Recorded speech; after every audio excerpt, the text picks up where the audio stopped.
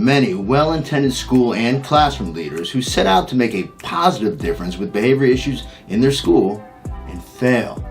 Sure, they've been given positive feedback in attempts to try to improve behavior and increase performance, but it doesn't seem to be working. In fact, in rare instances, feedback delivered in the wrong way can even escalate behavior to dangerous levels. This behavioral snowball continues when the wrong sort of physical restraint is used. This not only makes behavior worse, but it can also compromise safety for all. And all of this as the result of well-intended feedback. How can this be if the deliverer of the feedback had good intentions? Well, because of a couple of common yet big errors most people make when trying to improve behavior or performance. In this video, I'm going to highlight 3 common areas that educators typically struggle in when it comes to behavioral improvement, and provide you 3 practical solutions for each. These areas include feedback, choice, and physical intervention. Now, to some of you, it might seem like I'm about to tell you water is wet.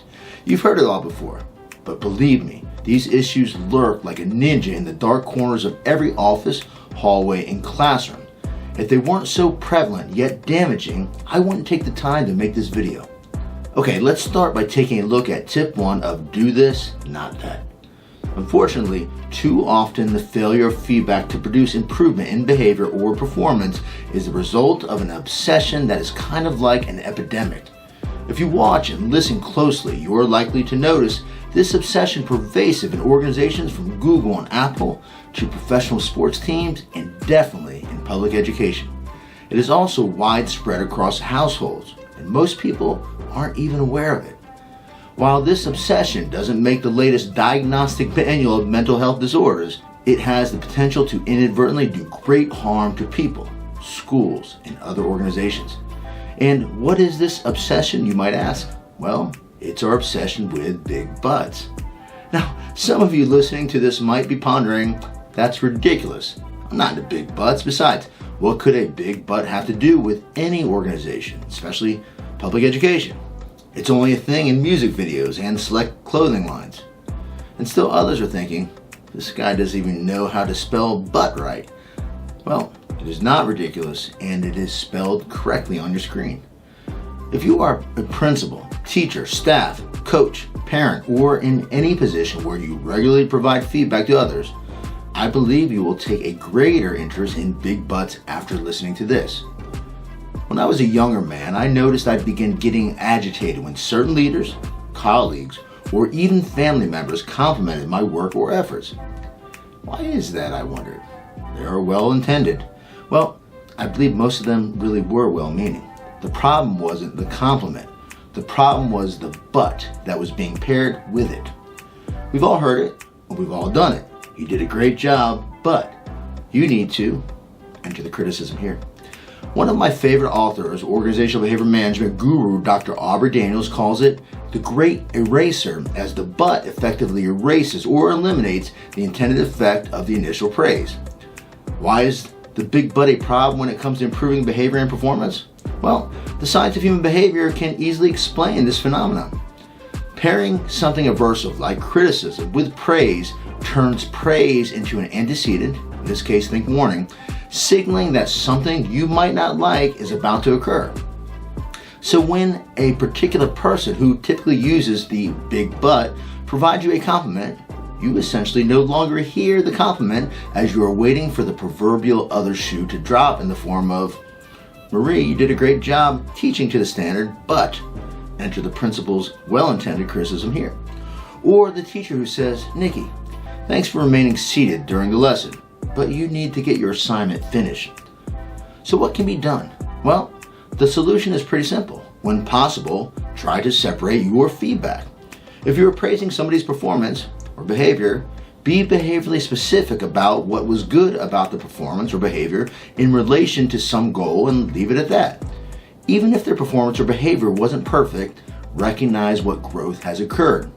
This will strengthen the person's performance or behavior as you've outlined in your feedback, as well as strengthen your rapport with the individual.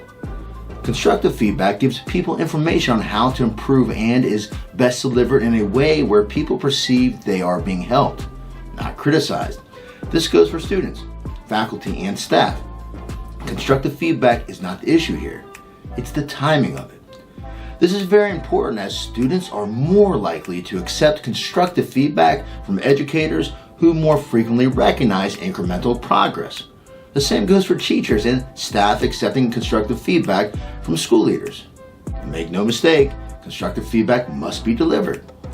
In the best case scenarios, constructive feedback can be most effective when delivered just before somebody is about to perform. Reminding somebody about how to do something just prior to conditions where they typically make a mistake is a strategy known as pre-correction. It is a very simple yet powerful tool. This strategy effectively sets people up for success like a teacher who reminds her students of behavioral expectations just prior to lining up, or the school leader who is trying to help a teacher adopt a new skill who lets them know they will be looking for it during an observation. In this way, the teacher can recognize the student's appropriate behavior as it occurs, as opposed to waiting for the inappropriate behavior to occur and then being forced to reprimand. And the school leader can do the same. The goal of feedback should be to help people perform well enough and long enough so that their behavior produces valued results, or what we call positive reinforcement. Think about the teacher who is receiving feedback intended to help her improve a classroom management strategy. Once the teacher sees students are behaving better as a result, they will continue to do it independently. And of course, the same goes for students' behavior and the outcomes it produces. So remember, if you want to help students, faculty, and staff improve their behavior or performance, mind your butts. Let's look at the next do this, not that tip, providing choices when setting goals. It's always important to involve people in goal setting by providing them choices and giving them a say. Nobody wants things done to them. I don't.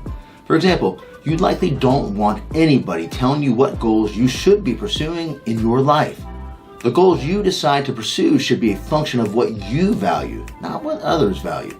Similarly, involving faculty, staff, and students in goal setting is a great behavior hack for engaging them in work, as they've had a say in the process. The extent that both faculty and staff behave according to goals is drastically increased when they have helped to establish them.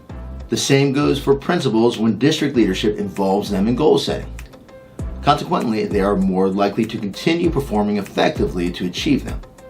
Similarly, in life, the extent people behave according to the goals they've established increases the likelihood they are living a meaningful life in their eyes.